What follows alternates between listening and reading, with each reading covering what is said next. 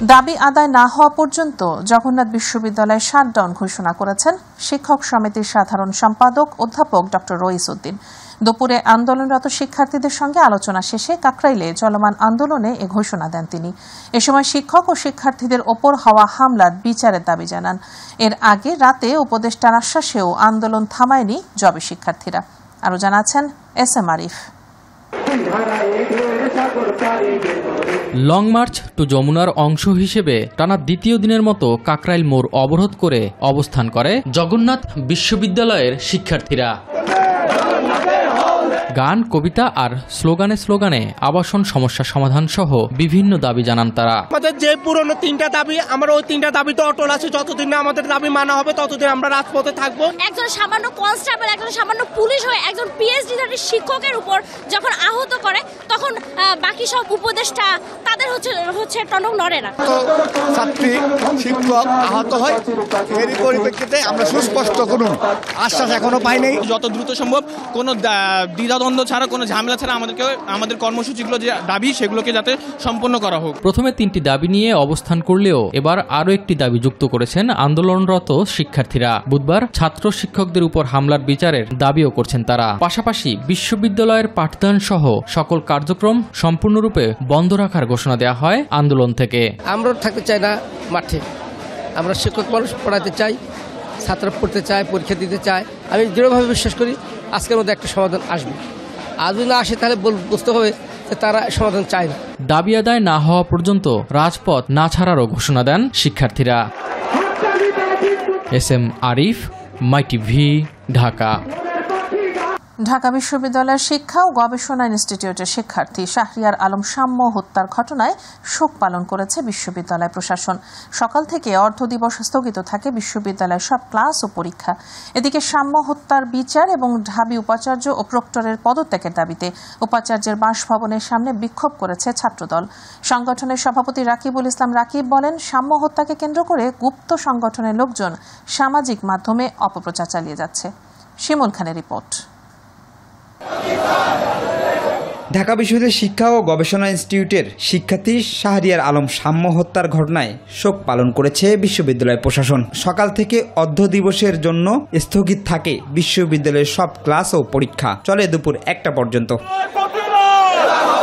এদিকে সাম্য হত্যার বিচার এবং ঢাবি উপাচার্য ও প্রক্টরের পদত্যাগ দাবিতে উপাচার্যের বাসভবনের সামনে অবস্থান নিয়ে বিক্ষোভ করেছে ছাত্রদল। অর্ধ দিবস ক্লাস পরীক্ষা বন্ধের সিদ্ধান্তকে বয়কট করে কলা ভবন ও সামাজিক বিজ্ঞান ভবনে তালা দেন ছাত্রদলের নেতাকর্মীরা। সর্বোচ্চ শাস্তি তাকে ফাঁসিতে ঝুলিয়ে সেই হত্যাকারীকে শাস্তি দেওয়ার জন্য শাস্তির দাবিতে আমরা এখানে বসেছি। খুনিদের অনতি বিলম্বে আপনার ধরা হয় এবং শাস্তির মুখোমুখি করা হয়। এছাড়া ভিসির বাসভবনের সামনে অবস্থান নিয়ে বিক্ষোভ করেছে ঢাকা বিশ্ববিদ্যালয়ের ছাত্রদল। এ সময় ছাত্রদল সভাপতি রাকিবুল ইসলাম রাকিব বলেন, সাম্য হত্যাকে কেন্দ্র করে গুপ্ত সংগঠনের লোকজন সামাজিক মাধ্যমে অপপ্রচার চালাচ্ছে। যে ধরনের মাদকসেবীদের আড্ডা দেখেছি এবং আমাদের সাধারণ শিক্ষার্থীদের আক্রান্ত হয়েছে, চিন্তার ঘটনা ঘটেছে, তার বিরুদ্ধে বিশ্ববিদ্যালয় প্রশাসনকে সামান্যতম দৃশ্যমান পদক্ষেপ তারা 9 মাসে গ্রহণ করেনি।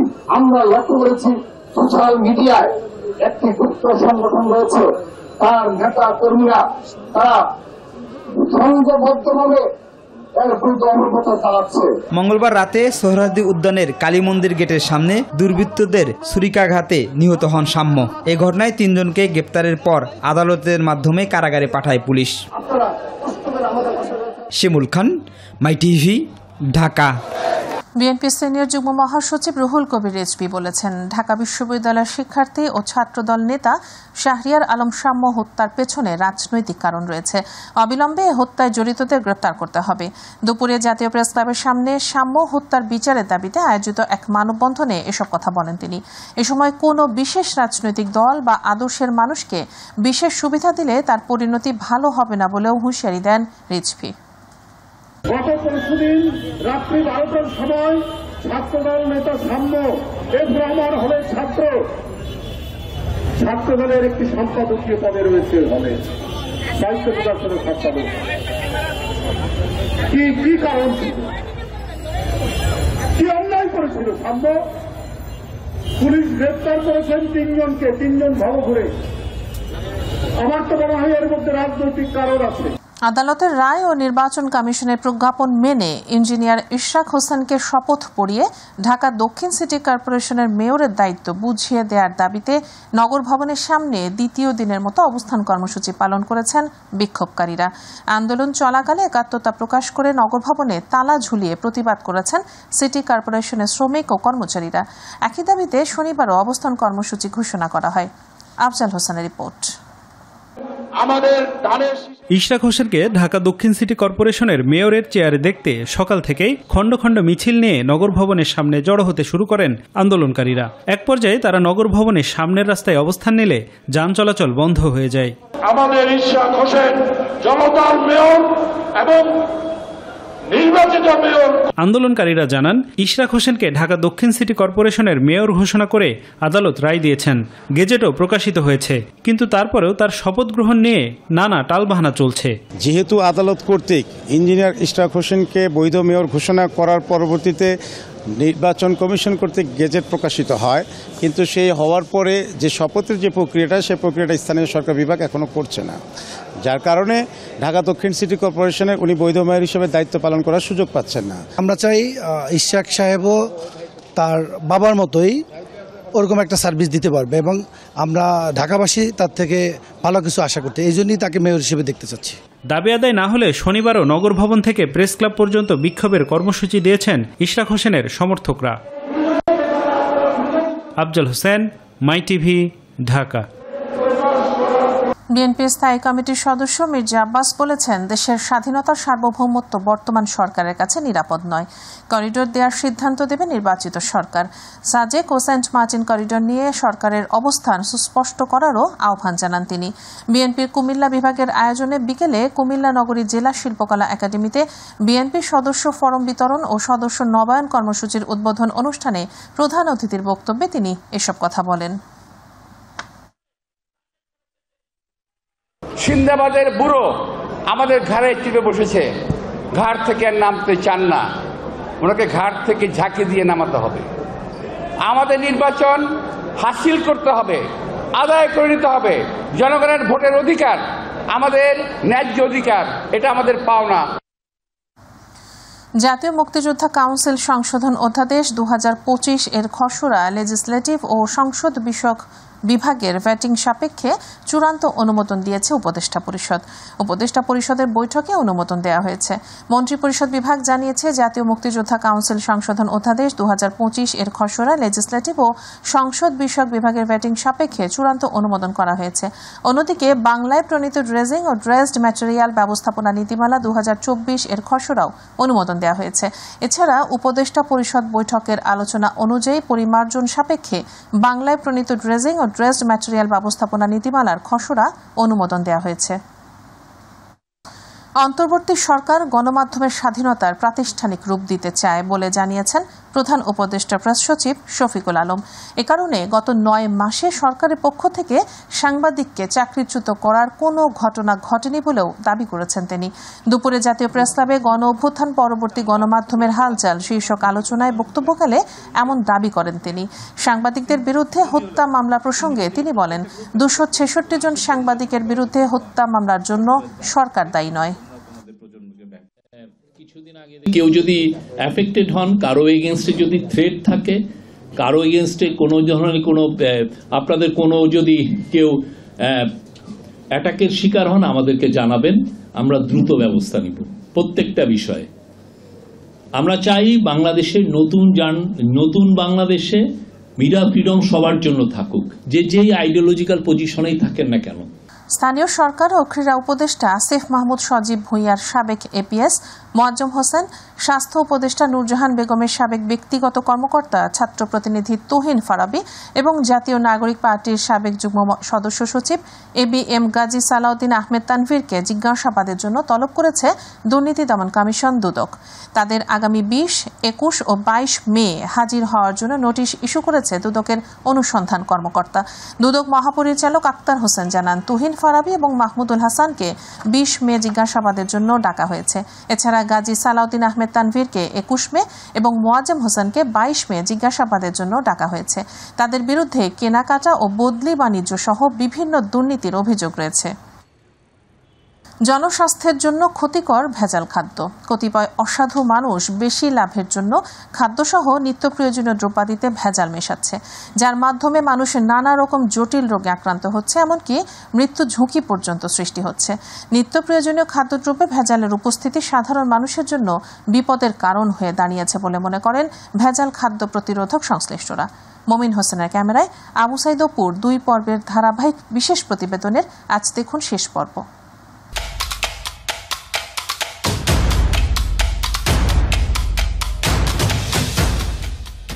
হাসপাতালের এই চিত্রই বলে দেয় পেটের পীড়াসহ নানা রোগে আক্রান্ত হয়ে প্রতিদিন শত শত রোগী আসছেন চিকিৎসকের পরামর্শ নিতে। তাই তো রোগীদের ভিড় হাসপাতাল চত্বরে। কিডনি সহ লিভার সিরোসিস রোগীর সংখ্যা আনুপাতিক হারে বেশি। আমরা ওই ভেজাল খাবারটা খেলে তো আমরা সুস্থ থাকতে পারতেছি না।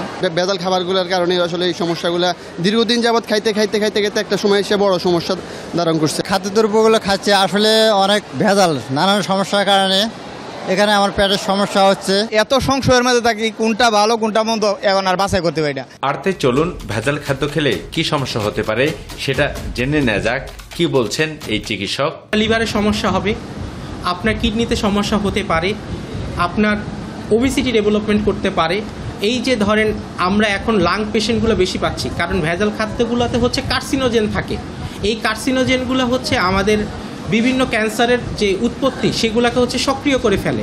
পরিস্থিতি যখন এমন, তখন নিরাপদ খাদ্যের নিশ্চয়তা নিয়ে কি বলছেন নগরবাসী? আমরা তো ওরকম ভাবে চিন্তা করা হয় না, বা আমাদের পরিবারে বাচ্চা আছে, মা আছে, বাবা আছে, তারা খেতে চায়। আর মেডিসিন নাম দিলে আমরা পাকবো না, যেটা কম আর বেশি মেডিসিন দিবই। ভেজাল কিন্তু সেটা আমাদের মাথায় সেই সময় যখন আমরা ক্রয় করি সেই সময় থাকে না। তাহলে যেসব ভেজাল খাদ্য বাজারে সয়লাভ হয়ে গেছে তা নিয়ে বিএসটিআই কর্তৃপক্ষ কি বলছে? কিছু কিছু প্রতিষ্ঠান আছে যে নামি দামি কোম্পানির ব্র্যান্ড নকল করে তারা বাজারজাত করছে, এরকম আছে। এবং অনেক কোম্পানির অজ্ঞতা আছে যে এই প্রোডাক্টটা বিএসটিআই অনুমোদন আছে কিনা। কমপ্লিটলি আমার ভোক্তা সাধারণ ভীষণভাবে প্রতারিত হচ্ছে। ভেজাল খাদ্যের তালিকায় বিভিন্ন ফ্যাক্টরিতে কৃত্রিমভাবে তৈরি খাবারগুলোর সঙ্গে সঙ্গে যোগ হয়েছে প্রাকৃতিক শাকসবজি ও ফলমূলের নাম। সার্বিক এই প্রেক্ষাপটকে কিভাবে নিয়ন্ত্রণ করছে বাংলাদেশ নিরাপদ খাদ্য কর্তৃপক্ষ? ভেজাল আমরা কিছু জিনিস যখন আইডেন্টিফাই করতে পারছি, আমরা সেটার উপর কাজ করতেছি। নমুনা আমরা সংগ্রহ করতেছি, ল্যাব টেস্ট করাচ্ছি। যেগুলোতে খারাপ পাওয়া যাচ্ছে আমরা কোম্পানিকে বলি এগুলোকে মাঠ থেকে তুলে নিয়ে আসতেছে। কিন্তু দেখা যাচ্ছে আবার নতুন করে কোনো ভেজালের উৎপত্তি হচ্ছে। নিকট অতীতে বাজার মনিটরিংয়ে দৌড়ঝাঁপ দেখা গেলেও এখন ধীরগতি কেন? আর জাতীয় ভোক্তা অধিকার সংরক্ষণ অধিদপ্তরের মহাপরিচালক কি বলছেন? সত্যি কি তারা ভোক্তাদের প্রত্যাশার জায়গাটি পূরণ করতে পারছেন? ঢাকা শহর অনেক বড়, 2টা সিটি কর্পোরেশন হয়ে গেছে। ঢাকা শহরে কারণ বাজারের মতো বাজার এখন অন্তত 100টা আছে। আমার 6টা টিম প্রতিদিন কি কারোর মধ্যে থাকবে? পাবেন না, কারণ 6টা টিম আজকে 6টা জায়গায়, পরের দিন 6টা জায়গায়, আরও শপিং মলে, অন্যান্য ছোট ছোট এরিয়াতে, ফর এক্সাম্পল ধানমন্ডি, মোহাম্মদপুর, উত্তরা ইত্যাদি অলওয়েজ আছে।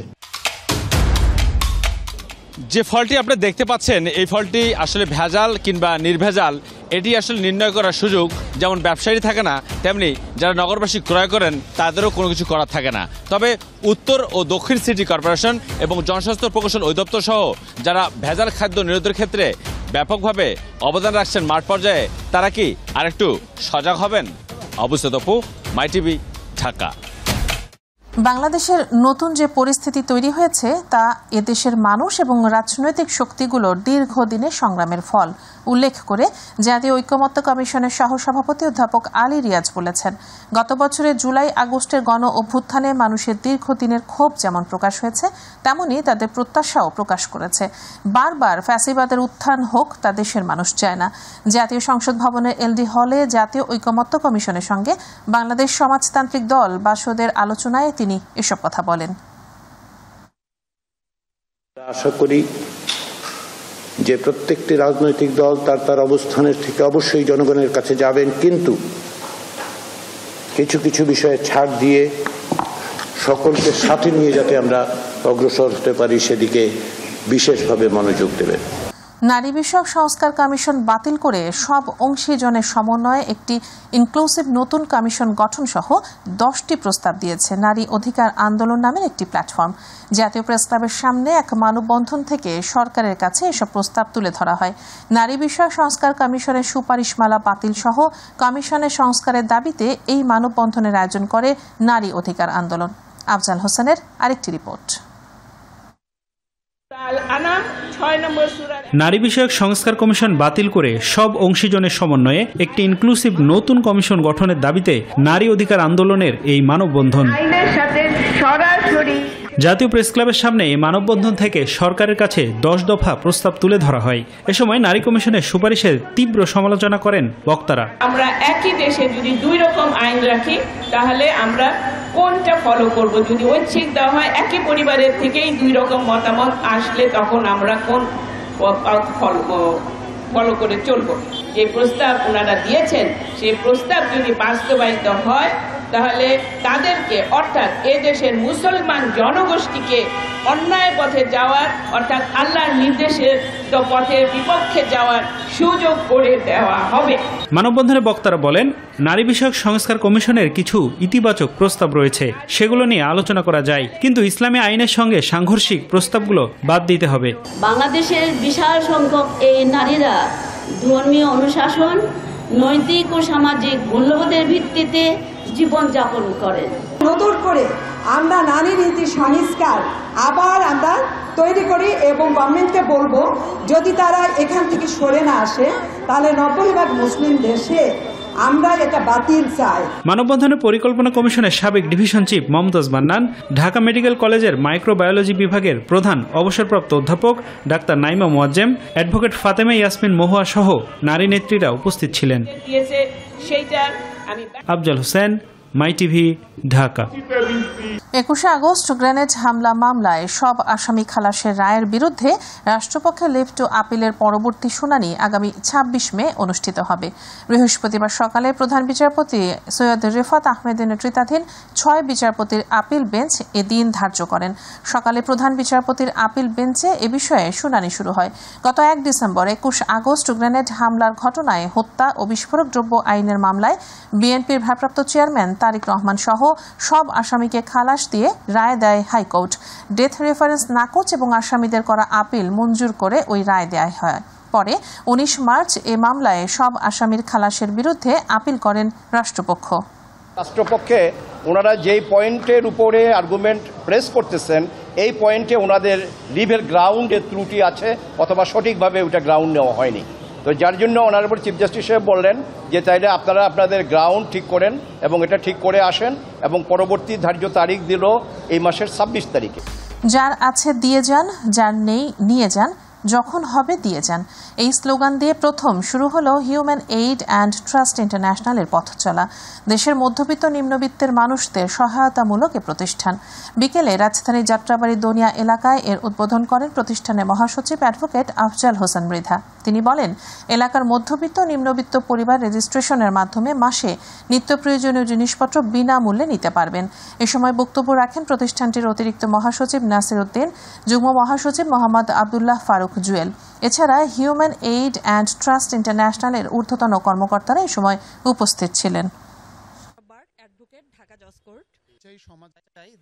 আন্তর্জাতিক মানবাধিকার সংস্থা human aid and trust international যেহেতু সারা বিশ্বব্যাপী জাতিসংঘভুক্ত 248টা দেশে কার্যক্রম পরিচালনা করছে, তারই মাঝে আমাদের প্রিয় মাতৃভূমি এই বাংলাদেশের মানুষের জন্যে, 18 কোটি মানুষের জন্যে এবং মধ্যবিত্ত শ্রেণীর যারা আছে, যে ব্যক্তিগুলো তারা বলতে পারছে না, তাদের অভাব এবং অভিযোগটা প্রকাশ করতে পারছে না, তাদের জন্য আমাদের এই মহতি উদ্যোগ। বাজার মনিটরিং না থাকায় অসাধু সিন্ডিকেটে দৌড়াতে ন্যায্য মূল্য থেকে বঞ্চিত লক্ষ্মীপুরের সয়াবিন চাষিরা।